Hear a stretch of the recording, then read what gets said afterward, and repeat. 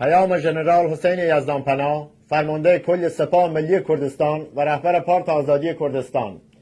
رولیا داوود خان کلهر، شاه محمد ملکشاهی، سردار اسد، بی مریم، شیر علی مردان خان بختیاری و علی مردان خان بیرانوند و قدم خیر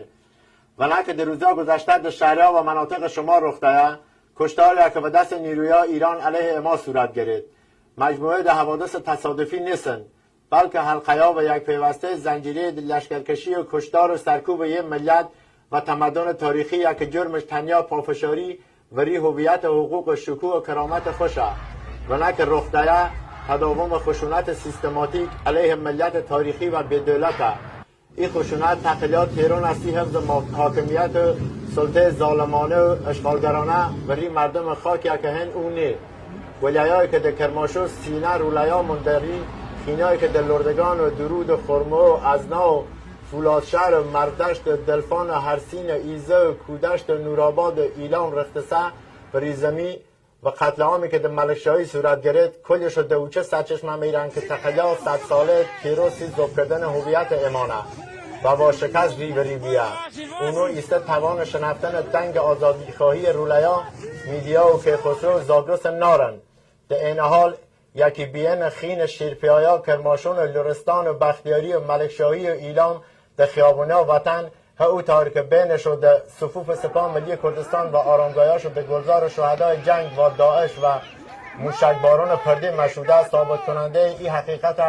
که با وجود قر تفاوت‌های جزئی در ریشه‌های هویتی همه در یک نژاد دارای یک سرنوشت مشترک هستند. سران دولت و نهادهاش و دم جنایتی که در ملکشاهی مرتکب بینه دفاع مشروع و خویشتنداری معترضان بهانه و توجیه جنایات خوش قرار می‌دهند. اما دوران این قصه ها کونه سر و ما دفاع مشروع حق طبیعی رولیا ای او خاک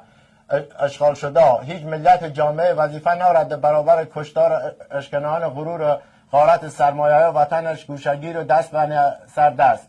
دفاع مشروع ابزار محافظت و امنیت زنیه رولیا او خاک بختیاری لرستان ایلام همدان و کرماشون پارت آزادی کردستان و سپاه ملی کردستان که بخش گپ دشون دخترها و کریا جوانمرد شما تشکیل میان در این روزها و شما هستند در صف قیام شما در جسارتی و شجاعانه شما در مراسم سوگ شهدا و همدرد و سوز دل دالکیا و بوایا و زخم مجروحا هستند. اما همراه با یک با رنج اصل و خین عزیزان و آزادی و استقلال وطن بنا میکنیم تار کردن اشغالگر و پیروزی امان نزدیکه رولیا کردستان در خراسان ارومیه و موکریان و اردلان و هورامان.